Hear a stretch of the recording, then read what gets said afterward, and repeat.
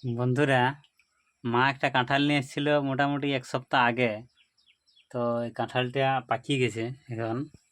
তো পাকিয়ে গেছে বলতে এটা বরফ তক রাখার কথা ছিল, মানে বিপদতারিণী পূজা।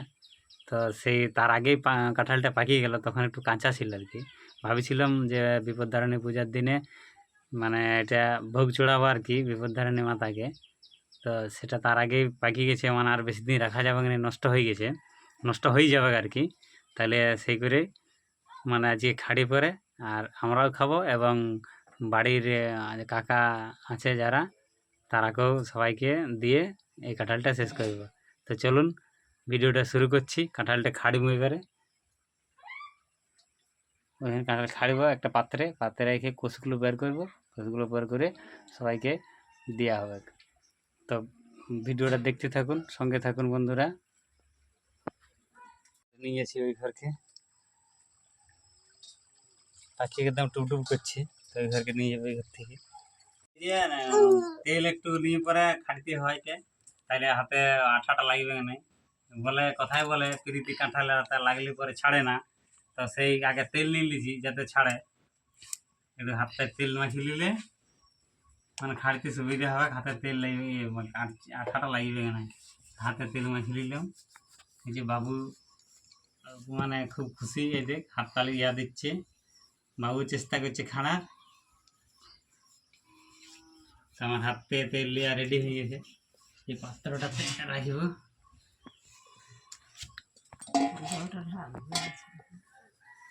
বাবু এদিকে, বাবু এদিকে আসো, এদিকে দেখি কেমন করে খাড়া, এরকম করে এইখানটা আগে এই তো একটু একটু করে খাড়িয়ে কাঁঠালটা একদম পাখি গিয়ে এরকম দেখায়। বাবারে পাখি একদম খুব সুন্দর হয়ে গেছে, খাওয়া যাচ্ছে না। এটা ধরে এটা ধরো, এটা এই যে কাঁঠালের গাছগুলো ছাড়াই নিচ্ছি, মানে বেশি পাকি গেছে, নাহলে বিপদতারিণী পূজা অবধি রাখবে ভাবছিলাম। তার আগে এটা খাড়ি দেওয়া হচ্ছে। কত কোষ কাঁঠালের।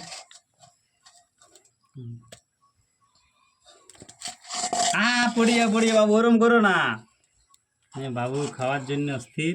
লাও ধরো ধরো, লাও খাও, লাও ধরো। বাবু খেতে চাইছে না, নিতে চাইছে না।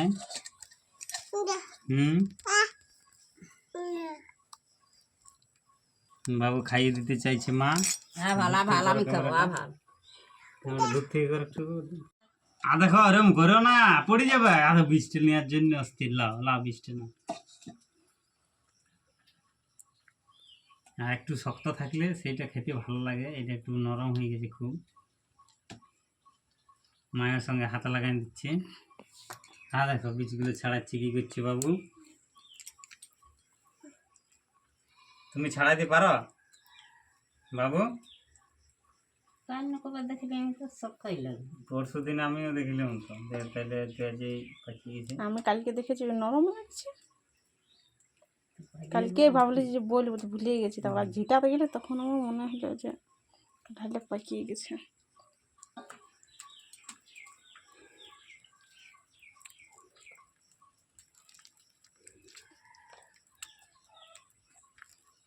দেখছো কত আঠা, একটা সুস্বাদু ফল। ছবিটা দেখো পুরোটা, একটা সুস্বাদু। আর দেখো বাবু কিরকম করছে, দেখো বাবুর কি ফুর্তি হচ্ছে। দেখো নিচে নিচে রাখো না, বাবু খুব দুষ্টুমি করছে। দেখো নিচে রেখে দিচ্ছে। নিচে রাখি না রেখে পা, মাটিতে বালি লেগে যাবে, বালিতে নষ্ট হয়ে যাবে, খাইতে ভালো লাগবে না।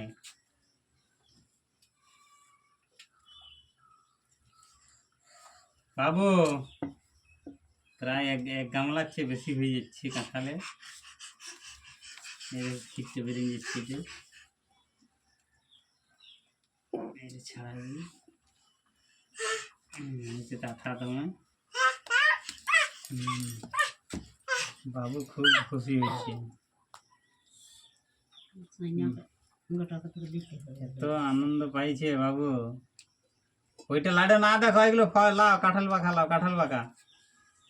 আর দেখো বাবু, এক গামলা হয়ে গেছে, এদিকে খাবে, আসো আসো।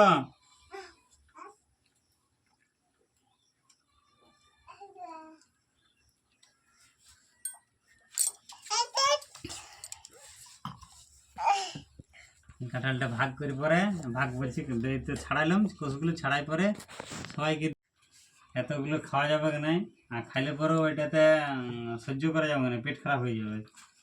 তার জন্য এটা হয়ে গেছে আমাদের। চালাও এবারে কাঁঠাল কোষ ছাড়া হয়ে গেছে, এটা বাড়ি দিয়ে ফেলে দেবো। ছাগল করে খাবে নাকি? যে এবারে হয়ে গেছে আমার ছাড়ানো। কত আঠা লাগে গেছে দেখো হাতটাতে, দেখছো কত আঠা। এই আঠাটা তেল একটু হাতে নিতে হবে, তবে আঠাটা যাবে।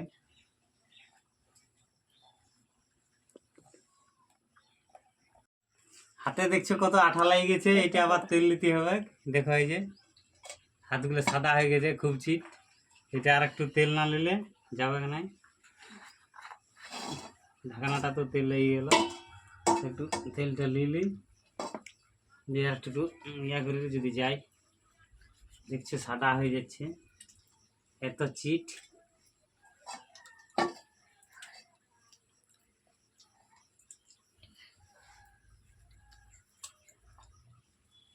অনেকটা পরিষ্কার হয়ে গেছে দেখো।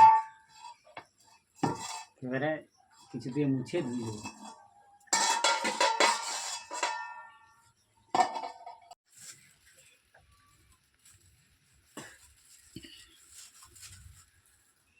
খাবে না তুমি? কাঁঠাল ঢুকে দিবি খু, কাঁঠাল পাকা এখনই না না বাবু। দাঁড়া দাঁড়া দাঁড়া দাঁড়া।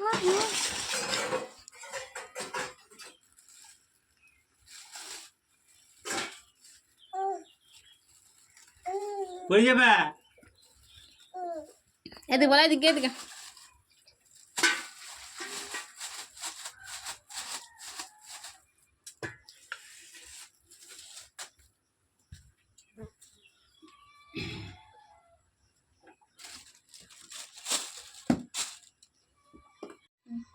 এটাই কটা নিয়ে পরে খাই টেস্ট করে দেখি কীরকম স্বাদ। এটা বীজ আছে 4টে, 8টা হয়েছে, এগুলোই খাই দেখি। তো বীজগুলো আগে ছাড়াই।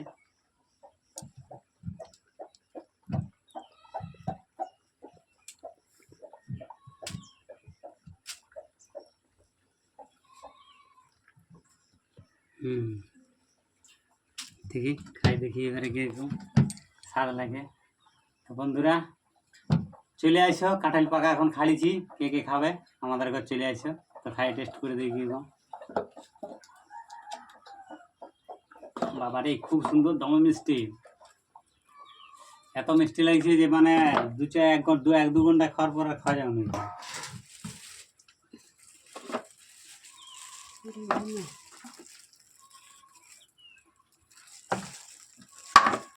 খাওয়াই যাচ্ছে না।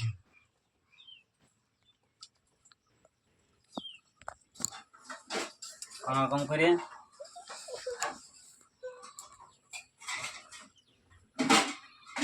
দু ঘন্টা খাইছি, বাবু তো মুখে তুলছে না।